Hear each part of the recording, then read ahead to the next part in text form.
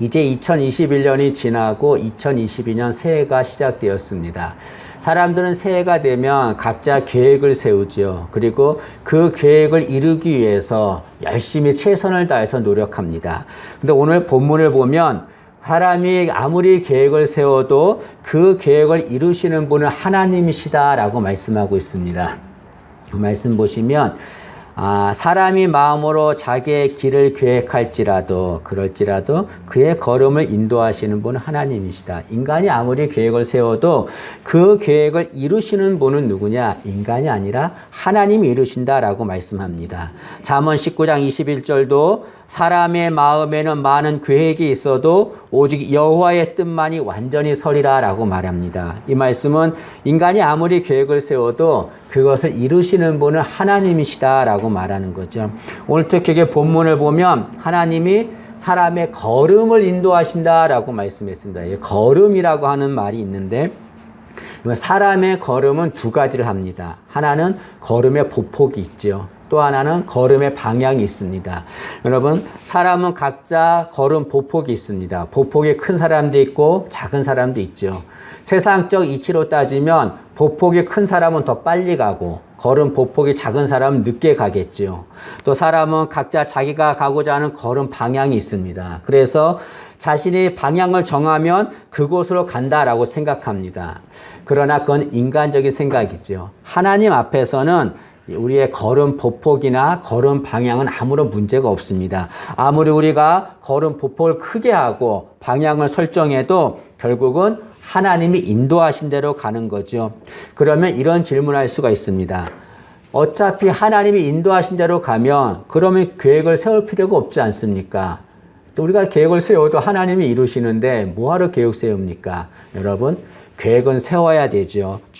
계획을 세우고 중요한 것은 그 세운 계획을 하나님이 인도를 받는 겁니다. 세상 사람들은 자신이 계획을 세우고 자신이 그것을 이루려고 합니다. 신앙인은 어떻습니까? 계획을 세우고 하나님의 인도를 받아서 그 계획을 이루는 거죠. 우리는 하나님의 인도를 받으며 살아야 합니다. 그래서 2021년 우리 교회 표어를 하나님의 인도를 받는 교회로 정했습니다. 우리 모두가 다 하나님의 인도함을 받는 그런 복된 삶을 살기를 간절히 소망합니다. 왜 하나님의 인도를 받아야 합니까? 하나님의 인도를 받으면 하나님은 우리를 항상 선한 곳으로 인도하시기 때문에 그렇습니다. 동방 박사들이 아기 예수님께 와서 예물을 바쳤습니다. 동방 박사들은 이방인이에요. 먼 곳에 있었습니다. 그 먼 곳에 있는 사람들이 어떻게 예수님 앞에 올 수가 있었습니까? 그것은 별의 인도를 받았기 때문에 그렇지요. 또 이스라엘 백성들은 애굽에 나와서 가나안으로 갔습니다. 그들은 가나안이 어딘지 알지 못해요. 그런데 가나안에 무사히 도착했습니다. 어떻게 갈 수 있었습니까? 구름 기둥과 불 기둥의 인도를 받았기 때문에 그렇습니다. 여러분, 별의 인도를 받은 동방 박사들은 좋은 곳으로 갔습니다. 아기 예수님을 만났지요. 구름 기둥과 불 기둥의 인도를 받은 이스라엘 백성들은 적과 꿀이라는 가나안 땅에 갔습니다. 좋은 곳으로 갔지요. 여러분, 마찬가지입니다. 우리도 하나님의 인도를 받으면 하나님이 우리를 선한 곳으로 인도해 줄 줄로 믿습니다. 그래서 시편 23편 2절과 3절을 이렇게 말합니다. 그가 나를 푸른 풀밭에 누이시며 쉴만한 물가로 인도하시는도다. 내 영혼을 소생시키시고 자기 이름을 위하여 의의 길로 인도하시는도다. 목자 되신 하나님께서 우리를 푸른 풀밭과 쉴만한 물가로 인도하신다라고 말씀하고 있습니다. 이 말씀대로 우리가 하나님의 인도를 받아서 선한 곳으로 가기를 진심으로 소망합니다. 우리는 하나님의 인도를 받아야 삽니다. 우리 인생 하나님의 인도를 받아야 합니다. 또 우리 가정도, 우리 교회도, 이 나라 이 민족도 모두 다 하나님의 인도를 받아야 합니다. 그런 은혜가 임하기를 소망합니다. 그런데 중요한 것은 하나님의 인도를 받는데 하나님은 아무나 인도하지 않는 것 같아요. 하나님의 인도를 받기 위해서 해야 할 것이 있습니다. 한 세 가지만 말씀드리면, 첫째로 하나님의 인도를 받으려면 하나님을 온전히 신뢰해야 합니다.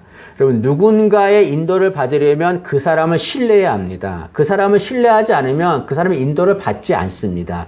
마찬가지로 하나님의 인도를 받으려면 하나님을 온전히 신뢰해야 합니다. 여러분, 간혹 하나님의 인도를 받는데도 어려움을 당할 때가 있습니다. 그렇잖아요? 하나님의 인도를 분명히 받는데 어려움을 당할 때가 있습니다. 그럴 때 여러 사람 중에서 하나님이 나를 인도하지 않는구나, 하나님께서 나를 잘못된 곳으로 보내는구나 라고 생각하고 불평하고 하나님을 신뢰하지 않는 일이 있습니다. 그러나 여러분 꼭 기억하세요. 내가 어려움을 당한다고 하나님이 인도하지 않는 것이 아닙니다. 내가 어려운 그 상황에도 하나님은 계속해서 우리를 인도하시는 거죠. 우리는 그 하나님을 의지하고 하나님을 신뢰해야 합니다. 이스라엘 백성들이 하나님의 인도를 받아서 가나안으로 갑니다. 가나안은 가는 도중에 앞에 홍해를 만납니다. 홍해가 가로막혀서 갈 수 없어요. 뒤에는 보니까 애국 군대가 쫓아오고 있습니다. 앞으로 가도 죽고 뒤로 가도 죽습니다. 이스라엘 백성들은 하나님이 우리를 인도하지 않는구나 라고 불평했습니다. 그런데 하나님은 그렇게 이스라엘 백성들이 어려움을 당하는 그 순간에도 그들을 인도하신 거죠. 하나님은 홍해를 가르셨습니다. 이스라엘 백성들이 건너가게 하고 뒤쫓아오는 애국 군대가 다 몰살되게 했습니다. 어려운 상황인 이스라엘 백성들, 하나님이 그들을 인도하신 거죠. 우리도 마찬가지입니다. 내가 지금 어려움을 당하고 있을 때 하나님이 인도하지 않는 거 아니에요.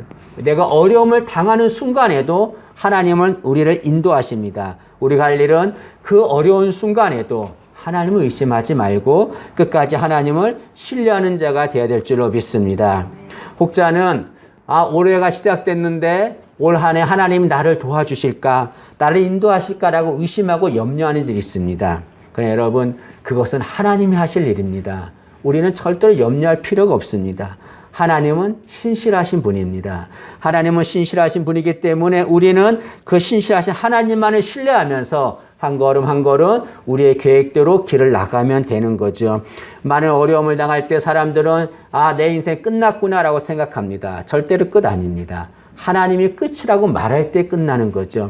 이스라엘 백성들은 홍해 앞에서 끝이라고 생각했겠지요. 절대로 끝이 아닙니다. 그 홍해가 이스라엘 백성들 살리는 생명길이 된 겁니다.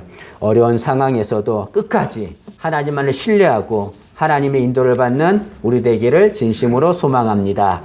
두 번째로 하나님의 인도를 받으려면 내 뜻을 포기해야 합니다. 사람들은 하나님의 인도를 받지 않으려고 합니다. 왜 그렇습니까? 그 이유 중에 하나가 뭐냐면 하나님이 내가 뜻하는 대로 인도해 주지 않기 때문에 그러는 거죠. 내 뜻은 이곳으로 가고 싶은데 하나님이 그곳을 인도해 주지 않아요. 그래서 하나님의 인도를 받지 않으려고 합니다. 그러나 여러분, 하나님이 우리의 뜻대로 인도해 주지 않아도 하나님이 인도하시는 그곳이 가장 선한 곳임을 알아야 합니다. 여러분, 내 뜻이 아니에요. 하나님의 뜻이 중요한 겁니다. 하나님의 인도를 받을 때 내 뜻을 포기해야 합니다. 그리고 하나님이 인도하시는 대로 따라가야 합니다. 여러분, 그 게임 중에 2인 삼각 게임이 있습니다. 두 사람 발에 발목에 끈을 묶어요. 그리고 같이 이렇게 동행해서 목적지로 이렇게 돌아오는 게임입니다. 예를 들어서 아버지와 어린 아들이 그 게임을 한다고 생각해 보세요. 게임을 하는데 어린 아들이 자기가 가고 싶은 대로 자기 뜻대로 막 간다고 생각해 보세요. 게임을 온전히 할 수 있을까요? 못합니다. 가다가 넘어지고 이 아들이 또 다른 곳으로 가고 게임을 온전히 할 수가 없어요. 동행할 수가 없습니다. 이 2인 삼각 게임을 잘하는 방법이 무엇입니까? 아들이 아버지를 의지하는 거죠. 그리고 자신의 뜻을 포기하고 아버지가 이끄는 대로 따라가는 겁니다. 그러면 이 게임을 온전히 할 수가 있습니다. 마찬가지입니다. 우리도 하나님과 동행할 때, 하나님 우리를 인도하실 때 내 뜻을 포기해야 됩니다. 근데 그것이 어렵지요. 어렵지만 포기해야 돼요. 그래야 하나님이 선한 곳으로 인도합니다. 내 마음에 들지 않는다라고 생각하지만 여러분 돌아보면 그것이 가장 선한 곳이고 아름다운 곳입니다. 저도 그런 경험을 많이 했습니다. 정말 하나님, 저는 이 길을 가고 싶습니다. 이것이 제 뜻입니다라고 여러 번 하나님께 말씀드렸지만 하나님은 이상하게 그곳을 인도하지 않아요. 하나님 무심하다 생각했습니다. 몇 년의 세월이 지나고 돌아보면 그곳이 하나님이 인도하신 가장 선하고 좋은 곳이었습니다. 우리도 마찬가지입니다. 하나님이 우리를 인도하시는 것 선한 곳입니다. 때문에 내 뜻을 포기해야 합니다. 간혹 하나님이 우리를 인도하시는데 하나님 너무 느리게 인도한다라고 생각하는 이들이 있습니다. 하나님 지금 너무 급해요. 빨리빨리 인도해야 되는데 하나님 너무 답답한 거예요. 너무 답답하니까 하나님 느리게 인도하니까 자기 뜻대로 하나님을 앞서가는 이들이 있습니다. 그러면 더 빨리 갈 것 같죠? 절대로 그렇지 않습니다. 하나님은 느리게 인도하시는 것 같아도 때에 맞춰서 정확하게 인도하십니다. 때문에 하나님이 느리게 인도한다 생각할지라도 내 뜻 가지고 하나님보다 앞서가서는 안 되는 거죠. 하나님이 인도하시는 대로 따라가야 합니다. 아브라함이라고 하는 사람이 있습니다. 아브라함은 하나님이 아브라함한테 아브라함아 내가 너한테 자식을 주겠다, 아들을 주겠다라고 약속했습니다. 그러면 아브라함은 어떻게 해야 됩니까? 하나님이 약속하셨으니까 하나님이 약속을 신뢰하고 기다려야 되죠. 그런데 세월이 지나도 아브라함한테 자식이 생기지 않는 겁니다. 아브라함은 답답한 거예요. 하나님이 너무 느리게 가는 거예요. 빨리빨리 아들을 줘야 되는데 나이는 먹어가고 자식은 낳을 수 없는 몸까지 되는데 하나님이 너무 느리게 아들을 주지 않는 겁니다. 아브라함이 어떻게 했습니까? 기다리지 않고 하나님보다 앞서간 거죠. 자신의 방법대로 아들을 낳았습니다. 이스마엘을 낳았습니다. 아브라함은 그때 생각하기에 내가 한 것이 잘한 것이다 라고 생각했겠죠. 그러나 여러분 결과가 어떻게 됐습니까? 나중에 하나님 아브라함한테 아들 이삭을 주었는데 그 이삭은 유대인의 조상이 되었습니다. 이스마엘은 이슬람의 조상이 되었습니다. 지금 4,000년이 넘는 세월 동안에 유대인과 이슬람은 원수가 되어 싸우고 있습니다. 내가 하나님보다 앞서가면 그것이 잘하는 것이라 생각하지만 절대로 아닙니다. 하나님보다 앞서가서는 안 돼요. 하나님 느리게 가는 것 같아도 그것이 가장 정확하게 가는 겁니다. 내 뜻을 포기하고 하나님이 인도하는 대로 그대로 따라간 우리가 되어야 될 줄로 믿습니다. 그럴 때 우리가 하나님의 인도함을 받게 될 것입니다. 세 번째로 하나님의 인도를 받으려면 하나님께 집중해야 합니다. 누군가의 인도를 받으려면 그 사람에게 집중해야 됩니다. 마찬가지로 하나님의 인도를 받으려면 하나님께 집중해야 돼요. 다른 것에 집중하면 인도를 받을 수 없어요. 하루는 예수님의 제자들이 배를 타고 이렇게 가다가 풍랑을 만났습니다. 막 어려움을 당하고 있죠. 그런 상황에서 예수님께서 물 위를 이렇게 걸어오시는 거예요. 얼마나 신기합니까? 그 모습을 본 베드로가 예수님께 요청합니다. 예수님, 저도 예수님처럼 그 물 위를 걷게 해주세요 라고 요청합니다. 예수님이 허락하셨어요. 정말 베드로는 물 위를 걸었습니다. 그런데 베드로는 앞에 계신 주님만을 바라보고 물 위를 걸은 겁니다. 예수님의 인도를 받은 거죠.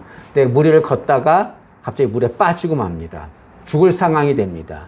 왜 물에 빠졌을까요? 성경은 베드로가 바람을 봤다라고 말합니다. 예수님 바라보지 않은 거예요. 예수님께 집중하지 않고 다른 것에 집중했기 때문에 물에 빠졌다라고 말합니다. 그럼 마찬가지죠. 베드로가 예수님께 집중할 때에 물 위를 걸었던 것처럼 예수님의 인도를 받았던 것처럼 우리도 하나님만을 집중해서 바라봐야 합니다. 그럴 때 하나님의 인도함을 받게 될 줄로 믿습니다.